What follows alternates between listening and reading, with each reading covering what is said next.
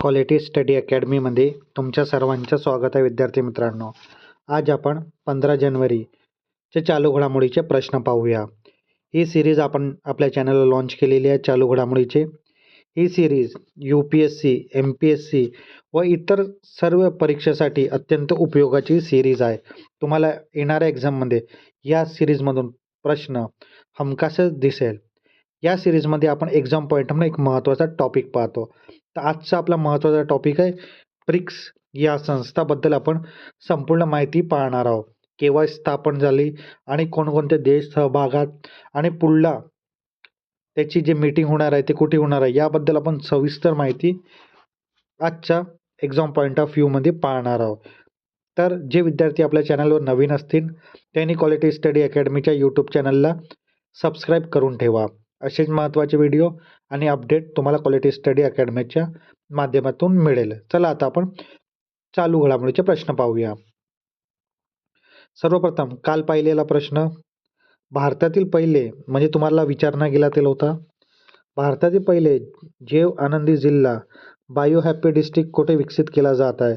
तर तो अरुणाचल प्रदेशमध्ये विकसित केला जात आहे. तर जे विद्यार्थी आपल्या चॅनलवर आपली सिरीज डेली फॉलो करत असेल त्यांना नक्कीच हा प्रश्न माहीत असेल. त्यानंतर पुढला प्रश्न, रॉयल ॲस्ट्रॉनॉमिकल सोसायटी RAS सुवर्णपदक जाहीर झालेला प्राध्यापक श्रीनिवास कुलकर्णी हे कोणत्या क्षेत्राशी संबंधित आहे? तर त्यांचे क्षेत्र आहे ऑप्शन क्रमांक 2 खगोलशास्त्र. आता आपण याबद्दल माहिती पाहूया.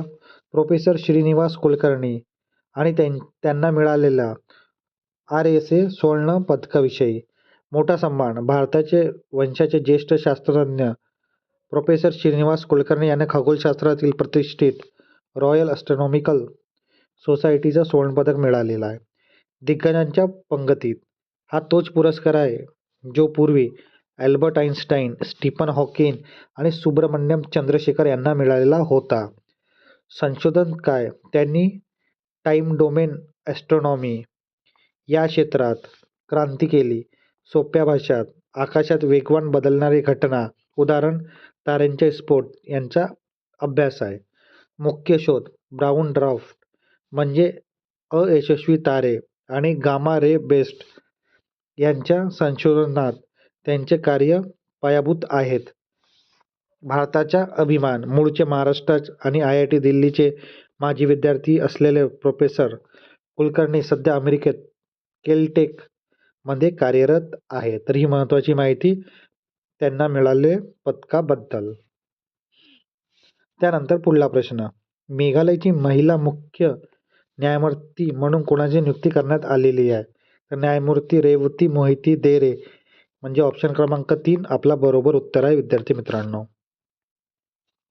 नुकतीच झालेली घडामोडी 2026च्या चालू घडामोडीनुसार न्यायमूर्ती रेवती मोहिते देरे यांची जानेवारी 2026 मेघालयच्या मुख्य न्यायपदी नियुक्ती झालेली असून या पदावर विराजमान होणारे ते दुसरी महिला ठरलेले आहेत. त्यानंतर पुढला प्रश्न, गोल्डन ग्लोब पुरस्कार जिंकणारे सर्वात तरुण सहाय्यक अभिनेता कोण ठरलेले आहेत? तर ते अभिनेता ओवन कुपर म्हणजे ऑप्शन क्रमांक 2 आपला बरोबर उत्तर राहणार आहे. त्यानंतर पुढला प्रश्न, कोणत्या चित्रपट निर्मात्याने लिली या चित्रपटासाठी जगातला सर्वात मोठा AI चित्रपट पुरस्कार जिंकलेला आहे? तर ते आहेत जुबेर जलसी. तर ऑप्शन क्रमांक 1 आपला बरोबर उत्तर राहणार आहे विद्यार्थी मित्रांनो. आता आपण याबद्दल माहिती पाहूया. लिली जगातला पहिला मोठा AI चित्रपट. जानेवारी 2026 दुबई येथे झालेले 1 बिलियन फॉलोअर समिटमध्ये या चित्रपटाला पहिले पारितोषिक पटकावलेले आहेत. बक्षीस रक्कम या चित्रपटासाठी दिग्दर्शकाला $1 दशलक्ष म्हणजे सुमारे 6.3 कोटी रुपये मिळालेले आहेत.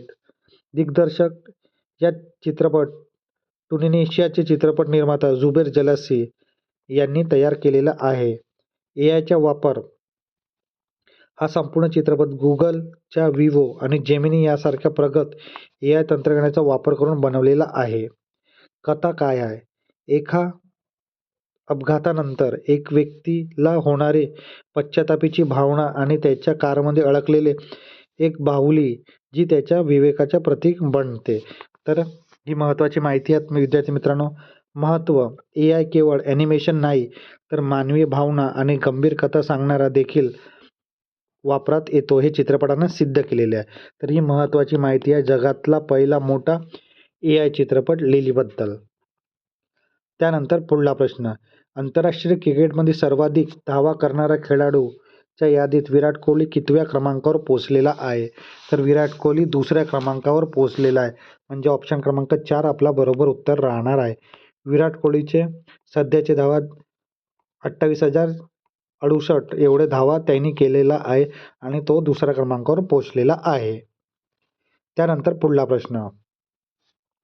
अरलम वन्यजीव अभयारण्य हे कोणत्या राज्यातील पहिलं फुलपाखरू अभयारण्य म्हणून घोषित झालेलं आहे? तर तो आपला राज्य आहे ऑप्शन क्रमांक 3 केरळ राज्य. आता आपण याबद्दल माहिती पाहूया विद्यार्थी मित्रांनो. अरलम वन्यजीव अभयारण्य हे केरळ राज्याचे पहिलं फुलपाखरू अभयारण्य म्हणून घोषित करण्यात आलेलं आहे. स्थान हे अभयारण्य केरळमधल्या कन्नूर जिल्ह्यात स्थित आहे. विविधता येथे फुलपाखरांचे 250 पेक्षा जास्त प्रजाती आढळतात. विशेषतः पश्चिम घाटातील दुर्मिळ प्रजातीचे संवर्धन करण्यासाठी आणि त्यांच्या नैसर्गिक अधिवासाचे रक्षण करण्यासाठी याला फुलपाखरू अभयारण्य म्हणून विशेष दर्जा देण्यात आलेला आहे. पर्यटन, निसर्गप्रेमी आणि संशोधनासाठी एक महत्त्वाचा केंद्र पण आहे. त्यानंतर आपण पाहूया पुढला प्रश्न. कोणत्या राज्याने कोलामार्का वनक्षेत्राला नुकतंच अभयारण्याचा दर्जा दिलेला आहे? तर तो राज्य आहे ऑप्शन क्रमांक 2 महाराष्ट्र राज्य. आता आपण याची माहिती पाहूया. महाराष्ट्र राज्याने गडचिरोली जिल्ह्यातल्या कोलारमंग वनक्षेत्राला अभयारण्याचा दर्जा दिलेला आहे. हे अभयारण्य कुठे आहे? गडचिरोली जिल्ह्यात अहेरी तालुक्यात कमलापुरी वनक्षेत्र इथे. कशासाठी प्रसिद्ध आहे? हे प्रामुख्याने राणीच्या वाईल्ड वॉटर बफेलोच्या संवर्धनासाठी ओळखलं जाते. महाराष्ट्रात रानम्हशीचा अधिवास असलेलं एकमेव क्षेत्र आहे. पार्श्वभूमी सुरुवातीला 2013 मध्ये या क्षेत्राला संवर्धन राखीव क्षेत्र म्हणजे कन्झर्वेशन रिझर्व म्हणून घोषित करण्यात आलेले होते. जून 2022 मध्ये राज्य वन्यजीव मंडळाच्या बैठकीत याला अभयारण्य पूर्ण दर्जा देण्याचा निर्णय घेतलेला आहे. विस्तार हे अभयारण्य सुमारे 180.72 चौरस किलोमीटर क्षेत्रात पसरलेलं आहे. महत्त्व छत्तीसगडमधले इंद्रावती राष्ट्रीय उद्यानाला लागूनच हे क्षेत्र असल्याने रानमाशीच्या मुक्त संचारासाठी आणि त्याच्या वंशवृद्धीसाठी हे क्षेत्र अत्यंत महत्त्वाचं आहे. तर ही खूप महत्त्वाची माहिती आहे विद्यार्थी मित्रांनो महाराष्ट्र राज्याने गडचिरोली जिल्ह्यात कोलामार्का वनक्षेत्राबद्दल. आता त्यानंतर पुढला प्रश्न. पंखुरी पोर्टल कोणत्या मंत्रालयाने सुरू केलेला आहे?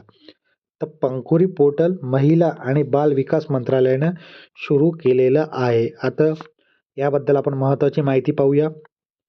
पंखुरी पोर्टल हे महिला आणि बाल विकास मंत्रालयाने सुरू केलेलं आहे. उद्देश हे पोर्टल प्रामुख्याने अंगणवाडी सेविकांच्या मदतीसाठी आणि त्यांच्या सक्षमीकरणासाठी तयार करण्यात आलेला आहे. फायदा या पोर्टलद्वारे अंगणवाडी सेविकांना त्यांचे मानधन, कामाचा अहवाल आणि प्रशिक्षणासाठी संबंधित माहिती एकाच ठिकाणी उपलब्ध करून दिली जाते. डिजिटलायझेशन अंगणवाडी केंद्राच्या कामकाजात पारदर्शकता आणि सुलभता आणणे या मागचा मुख्य उद्देश आहे. उपक्रम हे पोर्टल केंद्र सरकारने डिजिटल इंडियाच्या मोहीम आणि महिलांच्या कल्याणासाठी असलेला एक योजनेचा भाग आहे. तर हा खूप महत्त्वाचा पोर्टल आहे. तुम्हाला येणाऱ्या एक्झाममध्ये याबद्दल प्रश्न हमखासच असेल विद्यार्थी मित्रांनो. 2026च्या ब्रिक्स शिखर परिषदेचे यजमानपद कोणत्या देशाला भूषवण्यात आहे? तर तो देश आहे आपला भारत देश. म्हणजे ऑप्शन क्रमांक 2 आपला बरोबर उत्तर राहणार आहे विद्यार्थी मित्रांनो. आता विद्यार्थी मित्रांनो आपण एक्झाम पॉईंट ऑफ एक महत्त्वाचा टॉपिक पाहतो. तर आज आपण ब्रिक्सबद्दल संपूर्ण माहिती पाहणार आहोत. तुम्हाला येणाऱ्या एक्झाममध्ये याबद्दल हमखास प्रश्न येईलच, कारण की याआधी पण प्रश्न विचारलेले आहेत आणि येणाऱ्या एक्झाममध्ये पण प्रश्न तुम्हाला विचारतील. तर चला आता आपण ब्रिक्सची संपूर्ण माहिती पाहूया. ब्रिक्सचे अध्यक्षपद 2026च्या भारताकडे आपण हा प्रश्न आधी बघितला आहे. 1 जानेवारी 2026 पासून 18वे ब्रिक्स शिखर संमेलन भारतात होणार. हा हस्तांतरण ब्राझीलकडून भारताला. 17वे ब्रिक्स शिखर संमेलन ब्राझीलमध्ये झालेले होते आणि आता कुठे होणार, तर आता भारतमध्ये 18वे संमेलन होणार. ब्रिक्सची स्थापना 2006 मध्ये झालेली आहे. तर ही खूप महत्त्वाची इन्फॉर्मेशन आहे विद्यार्थी मित्रांनो, तुम्हाला स्टेटमेंट स्वरूपात येऊ शकते. ब्रिक्स 2011 मध्ये दक्षिण आफ्रिका सामील झालेला आहे. सध्याचे सदस्य किती आहेत? 11. ब्रिक्स जगाच्या 45% आणि GDPचा एवढा वाटा जगाचा ब्रिक्समध्ये आहे आणि 50% लोकसंख्या या ब्रिक्स जे देश आहेत त्याची आहे. ब्रिक्स ही जगातली 5 प्रमुख उद्योगमुख अर्थव्यवस्था इमर्जिंग इकॉनॉमी हे महत्त्वाची संघटना. ब्रिक्स म्हणजे काय? ब्रिक्स हे नाव 5 सदस्य देशांच्या नावांच्या पहिल्या अक्षरावरून तयार झालेलं आहे. B for Brazil, R for Russia, I for India, C for China, S for south Africa असं नाव देण्यात आलेलं आहे. इतिहास आणि स्थापना संकल्पना 2001 मध्ये गोल्डमॅन सॅक्सचे अर्थतज्ञ जिम ओ नील यांनी ब्रिक्स ही संकल्पना मांडली. पहिली बैठक 2006 मध्ये या देशांच्या परराष्ट्र मंत्र्यांनी पहिली बैठक झाली. पहिली शिखर परिषद 16 जून 2009 रोजी रशिया ते येरेवन इथे पहिली औपचारिक शिखर परिषद पार पडली. दक्षिण आफ्रिकाचा प्रवेश. सुरुवातीला हा गट फक्त ब्रिक्स होता. 2010 मध्ये दक्षिण आफ्रिका यात सामील झाला आणि त्याचं नाव ब्रिक्स झालं.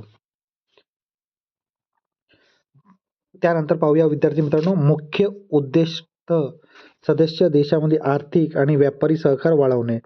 जगातली राजकारणात आणि अर्थव्यवस्थेत पाश्चात्य देश उदाहरण अमेरिका, युरोपचा प्रभाव कमी करणे. विकसनशील देशांच्या हिताचे रक्षण करणे. शांतता, सुरक्षा आणि विकासासाठी एकमेकांना मदत करणे. ब्रिक्सची महत्त्वपूर्ण संस्था न्यू डेव्हलपमेंट बँक स्थापना 2014च्या फोर्टालेझा ब्राझील शिखर परिषद या बँकेची स्थापना चा निर्णय घेण्यात आलेला आहे. मुख्यालय कुठे आहे? शंघाई इथे न्यू डेव्हलपमेंट बँकचा मुख्यालय आहे. चीन. उद्देश काय आहे विद्यार्थी मित्रांनो? सदस्य देशांमधली पायाभूत सुविधा आणि शाश्वत विकासासाठी प्रकल्पाचं कर्ज पुरवठा करणे याला ब्रिक्स बँक असे म्हणतात.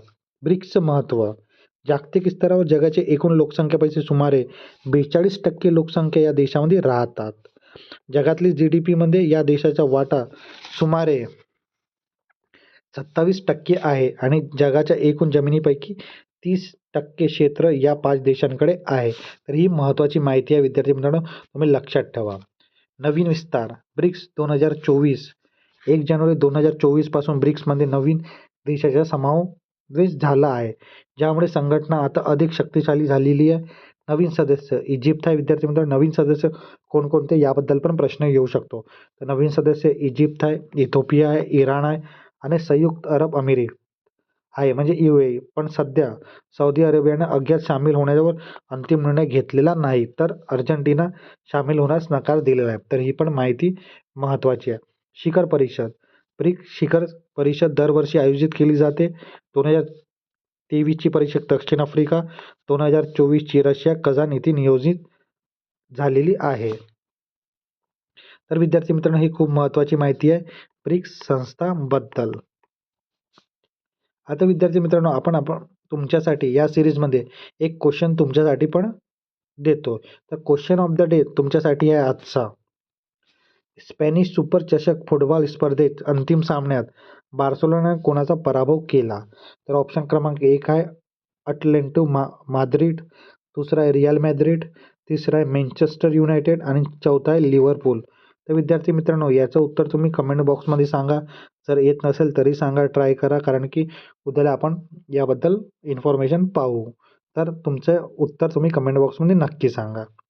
आता विद्यार्थी मित्रांनो, आपण आपल्या क्वालिटी स्टडी अकॅडमीच्या यूट्यूब चॅनलवर ही सिरीज लॉन्च केलेली आहे. ही सिरीज कशी वाटत आहे नक्की तुम्ही कमेंट बॉक्समध्ये सांगा. जर तुम्हाला ही सिरीज आवडत असेल आणि इथे काही अपडेट करायचे असेल त्याबद्दल पण तुम्ही सांगू शकता. आणि हा व्हिडिओ जर तुम्हाला आवडला असेल नक्की लाईक करा, शेअर करा आणि आपल्या क्वालिटी स्टडी अकॅडमीच्या यूट्यूब चॅनलला सबस्क्राईब करायला विसरा नको. धन्यवाद.